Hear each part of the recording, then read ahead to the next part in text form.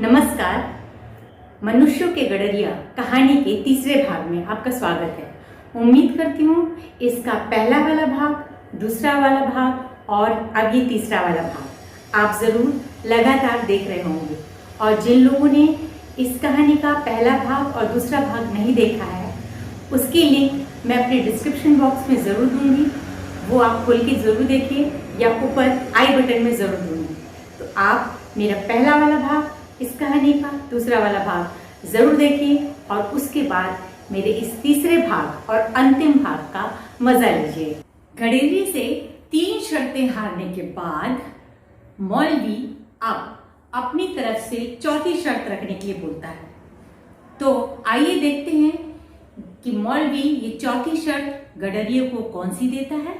अब मौलवी मोहरे गिनते जा रहा था और सोचता जा रहा था कि इतनी छोटी सी बात भी मेरे समझ में क्यों नहीं आई। इतनी मोटी मोटी पोथियों का रटा हुआ ज्ञान भी कुछ काम नहीं आया।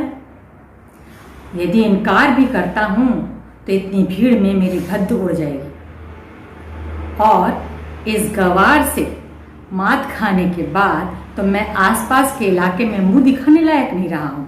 इसके बाद तो लोग मेरे उपदेश में भी एतबार नहीं करेंगे। ये तीनों शर्त तो गडरिये ने खुद लगाई थी, खुद बताई थी, जिसे मैंने स्वीकार किया और इसलिए मैं हारा। क्यों ना इस बार शर्त मैं लगाऊं। गडरिये को उसने देखा और बोला, क्यों गडरिये, अभी तक तो तीनों शर्तें तूने बताई और मैं हारा, उसका मुझे कोई गिला नहीं है। पर ये जो चौथी शर्त है वो मैं लगाऊंगा। बोल, क्या तुझे मंजूर है? मौलवी से शर्त की बात सुनकर गडरिये एकदम बोला, अरे भाई, इसमें कौन सी सोचने वाली बात है? अभी तक 3 शर्तें मैंने लगाई और तुमने माना। अब चौथी शर्त तुम लगा लो, मैं बिल्कुल भी आनाकानी नहीं करूंगा। हाँ देखो भाई, अपने मन में कुछ भी मत रखना, ठीक है? खूब टेढ़ी से टेढ़ी शर्त लगाना, सोच विचार करके। अरे एक बार तो जीत जाओ मौलवी।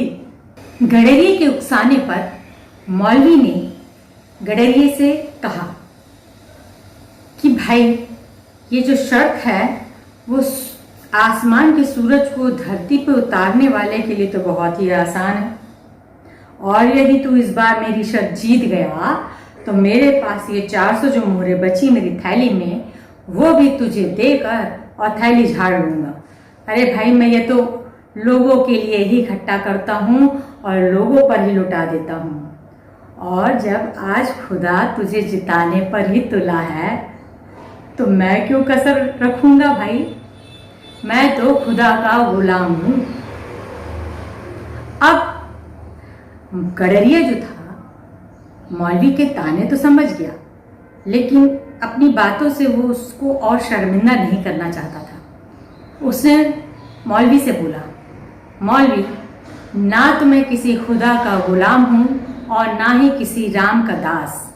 मैं तो अपनी भेड़ों का चाकर हूँ, इनकी ही बंदगी करता हूँ और इनकी बंदगी से ये मुझे कोमल कोमल ऊन देती हैं और छोटे छोटे मेमने देती हैं। तो बस मैं तो इन्हीं का चाकर हूँ। आज देखें कि इन भेड़ों का चाकर जीतता है या खुदा का गुलाम। बता बता, तेरी शर्त क्या है? मौलवी ने कहा कि मेरी शर्त यह है कि तू इस धरती का केंद्र बिंदु बता, कहाँ है। बिना कुछ सोचे समझे अपनी लाठी उठाई और खड़ा हो गया और बोलता है, देख, जहां मैं खड़ा हूं वही केंद्र बिंदु है। और लाठी अपनी पटकी और बोला, यदि मेरी इस लाठी से 1 इंच भी इधर और 1 इंच भी उधर हुआ नाप में तो मैं समझना शर्त हार गया। मौलवी ये सोचने लगा कि अब किस विद्वान पंडित को बुलाया जाए जो ये नापे कि इधर 1 इंच ज्यादा है या इधर 1 इंच ज्यादा है या कम है। वो तो पशुपेश में पड़ गया।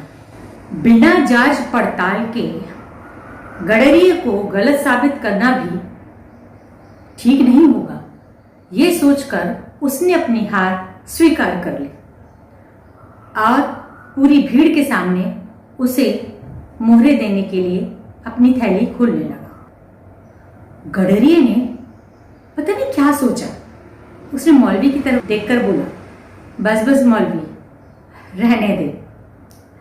मुझे ठेठ बचपन से ही मजाक करने की आदत है और ऐसी दिल लगी मैंने सोचा नहीं था कि ये इतने बढ़ते बढ़ते इतनी बड़ी हो जाएगी। ये मेरी जीती हुई मोहरे भी तुम रखो, क्योंकि बिना मेहनत के कमाई हुई ये मोहरें मेरे किसी काम की नहीं, क्योंकि बिना मेहनत के कमाई हुई मोहरों से मेरी पूरी जात का अमंगल होगा।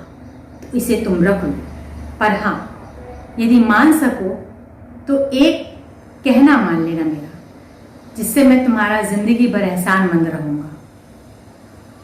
मौलवी ने उसकी तरफ सिर उठाकर देखा तो गडरी ने बोला, जो रेवड़ है, जो झुंड है, रेवड़ तो केवल भेड़ों का अच्छा लगता है, मनुष्यों का नहीं ना।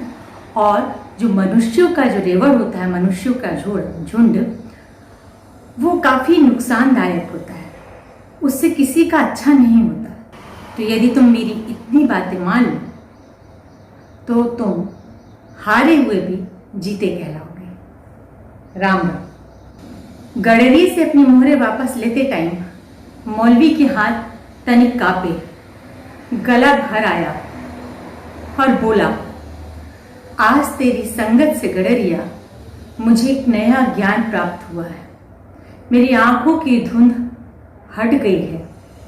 अपने मन से ये 100 मोहरे तुझे दे रहा हूं, तू मना मत करना।